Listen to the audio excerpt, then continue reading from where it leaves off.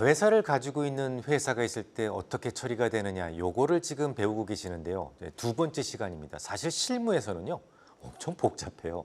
매출과 비용 그리고 순이익 등의 각각 다른 환율을 적용시키기 때문인데요. 예를 간단하게 좀 들어볼까요?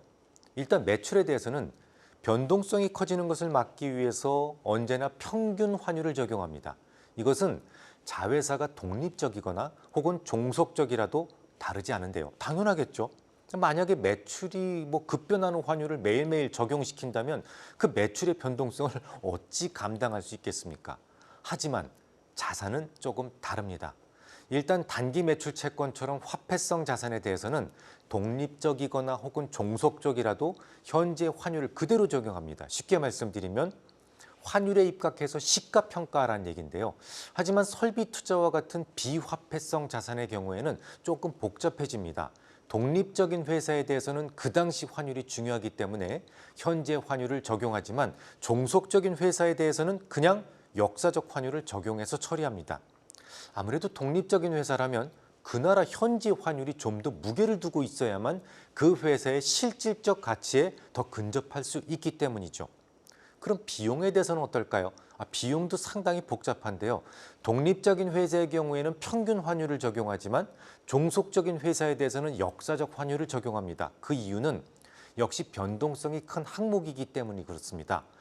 위에 설비 투자의 경우에는 그리 중요하지 않지만 비용은요, 상당히 민감해요.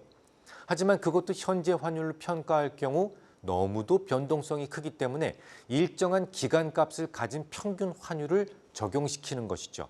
자, 그러면 순이익에 대해서는 어떻게 평가할까요?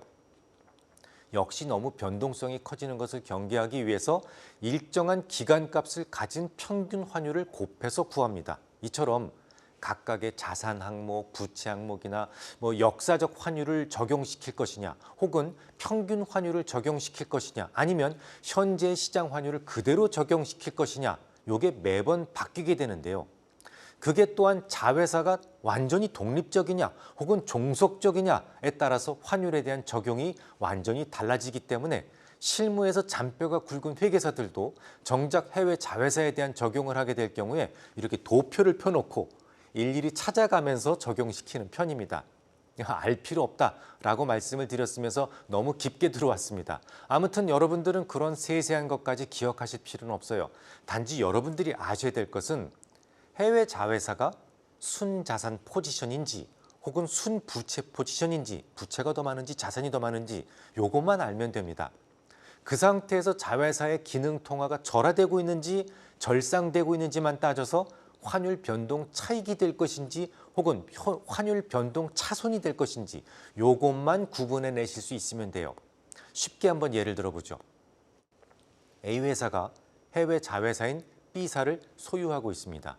B사는 해운사라서 자산보다는 부채가 훨씬 더 많다고 가정해 보겠습니다. 그러니까 순부채 포지션이죠. 그러면 그 B사의 기능 통화가 절상된다면 A사의 부채는 커지는 것이고 환율 변동 차손을 기록하게 됩니다. 반대로 B사의 기능 통화가 원화에 비해서 절하된다면 A사의 부채는 작아지게 되는 것이고 환율 변동 차익을 기록하게 되죠. 그럼 반대로 A사의 자회사가 그 해외 자회사 B사를 소유하고 있는데 순자산 포지션이라고 가정해 보겠습니다. 일반 제조업 같은 경우 그런 경우가 많죠. 그 B사의 기능 통화가 절상된다면 A사의 자산은 커지는 것이고 환율 변동 차익을 기록하게 됩니다. 주가는 올라가겠죠. 반대로 B사의 기능 통화가 원화에 비해 절하된다면 A사의 자산은 작아지고 환율 변동 차손을 기록하게 됩니다. 주가는 떨어지게 됩니다. 요건 그렇게 어렵지 않죠. 그냥 순자산 포지션인지 순부채 포지션인지 요것만 가지고 그 자산이 커지는지 작아지는지만 따지시면 됩니다. 이해하셨다면 한 가지만 더 추가로 알아두시기 바랍니다. A사에서 B사를 소유하고 있는데 만약 B국의 화폐가 절하되고 있다면 A사는 구체적으로 어떤 행동이 유리하게 될까요? A사의 이익이 커지게 되려면 어떻게 돼요? 순자산 포지션으로 빨리 순부채 포지션, 그러니까 순자산 포지션을 순부채 포지션으로 빨리 바꾸셔야 될 것입니다. B사의 부채가 빨리 늘어나게 되면 늘어날수록 좋다는 말이니까 만약에 B사가 채권을 발행하고 있다면 A사에게는 호재가 되고 주가는 올라갑니다. 반대로 B사의 기능 통화가 절상되고 있다면 어떻게 될까요? B사의 자산이 늘어나면 좋게 됩니다. 이때 B사의 부채가 상환되고 있다는 것이 A사에게는 호재가 되죠.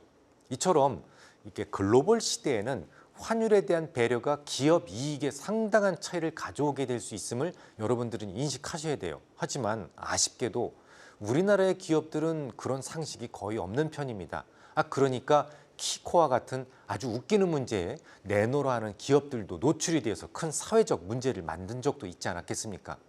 금융을 알고 모르고가 회사 경영에도 상당한 차이를 주게 된다는 점을 기억해 주십시오. 환율과 관련해서는 대략 이 정도만 알아두시면 되겠는데요. 마지막으로 물가 변동이 지배 회사에는 어떤 영향을 주게 되는지를 한번 상상해 보겠습니다. 지난 2011년도에도 그랬고 지금도 마찬가지겠지만 연초부터 동남아시아에는 엄청난 인플레이션이 있었습니다. 당시에 동남아시아의 자회사를 가지고 있는 회사는 회계장부에 어떤 영향을 주게 될까요? 인플레.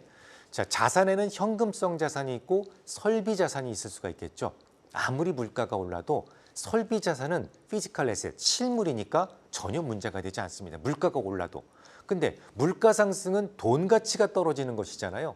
실물 자산에는 오히려 끌어올리게 되죠. 문제가 없죠. 하지만 현금성 자산의 경우에는 물가가 너무 가파르게 올라간다면 그것은 화폐 가치의 손실을 의미하기 때문에 그만큼 조정을 해줘야만 됩니다. 예를 한번 들어볼까요? 어떤 A사가 있는데 인도의 자회사 B를 가지고 있어요. B사가 현금과 현금 등가물이 100억 루피 정도 있었고 설비와 부동산 가치가 100억 루피 정도를 보유하고 있어요. 그런데 100% 정도의 살인적인 인플레이션이 생겼다라고 한다면 A사는 어떤 영향을 주게 될까요? 자, 일단 설비와 부동산은 인플레이션의 영향을 받지 않습니다. 피지컬 에셋, 실물 자산은 물가의 영향을 받지 않아요. 하지만 현금은요.